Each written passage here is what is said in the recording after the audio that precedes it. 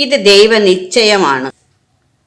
ഇത് ലോക ചരിത്രത്തിൽ ആദ്യമായി ഈശ്വര ശക്തികൾക്ക് ജീവചൈതന്യം കൊടുക്കുന്ന ഏക സ്ഥലം.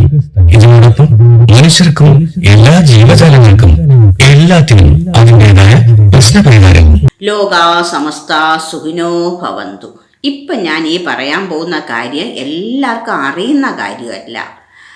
ഒരുപാട് ആൾക്കാർക്ക് അറിയാൻ പറ്റാത്ത കാര്യങ്ങളാണ്, അനുഭവത്തിൽ ഇല്ലാത്ത കാര്യങ്ങളാണ്.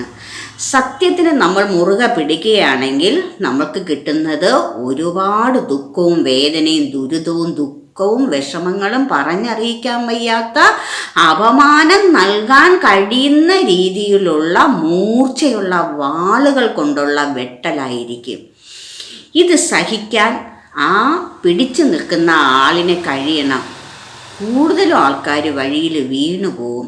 താൻ സത്യത്തിനെ തന്നെയാണ് മുറുകെ പിടിക്കുന്നത്, പക്ഷെ ആ സത്യം തൻ്റെ കയ്യിൽ നിന്നും വിട്ടുപോകുന്നു എന്ന് അവർക്ക് തോന്നും. അത് കാരണം അവർ പരാജയത്തിലേക്ക് നീങ്ങും. പിന്നീട് അവർക്ക് കിട്ടുന്ന ജീവിത അനുഭവങ്ങൾ വളരെ ദുഃഖപൂർവമായിരിക്കും, ദുരിതമായിരിക്കും. ഒരുപക്ഷെ മറ്റുള്ളവരിൽ നിന്നും മരണം വരെയും കിട്ടിയെന്നും ഇരിക്കും.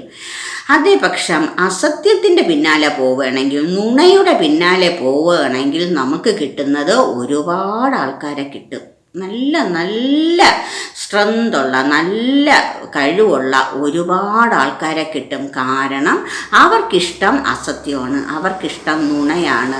ഒരു നുണ പ്രചരിക്കാൻ ഒരു ബുദ്ധിമുട്ടുമില്ല, പറന്ന് പോവും. സത്യം പ്രചരിക്കാൻ വളരെ വളരെ വൈകും. ഒരുപാട് താമസിച്ചായിരിക്കും അത് കിട്ടുന്നത്. എത്ര താമസിച്ചായാലും ഈ സത്യത്തിന് എന്ന് നിലനിൽപ്പുണ്ടാവും. അതാണ് ഈശ്വരൻ. ഈശ്വരൻ എന്ന വൻ ശക്തിക്ക് മാത്രമേ ആ നിലനിൽപ്പിനെ നിലനിർത്താൻ കഴിയൂ. കള്ളത്തനം ഇന്നല്ലെങ്കിൽ നാളെ ആയാലും കൊഴിഞ്ഞു തന്നെ വീഴും. സത്യത്തിന് കൊഴിഞ്ഞു വീഴാൻ പറ്റില്ല. മരണശേഷമായാലും അത് ഉയർത്തെണീക്കുക തന്നെ ചെയ്യും. അതാണ് പ്രപഞ്ച സത്യം. ഈ പ്രപഞ്ചത്തിനെ സത്യമായിട്ട് കണ്ട്, ദൈവമായി കണ്ട് മുന്നോട്ട് പോകുന്ന ഏതൊരാൾക്കും നന്മയല്ലാതെ വേറെ ഒന്നും കിട്ടൂല.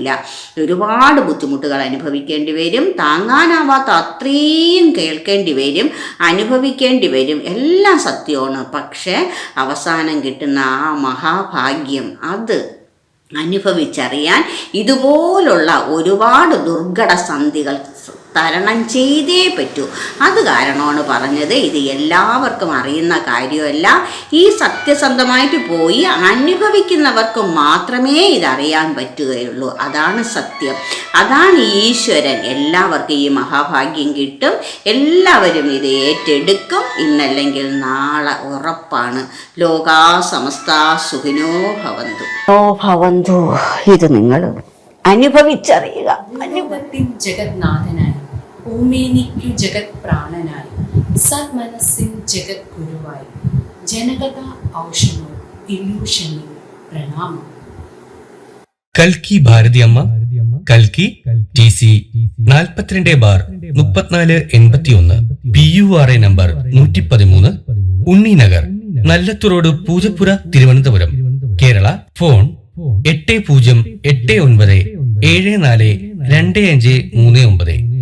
8089742539. Email ushabharati11@gmail.com. Visit YouTube Bharathiyamma Kaliyuga അവതാരം.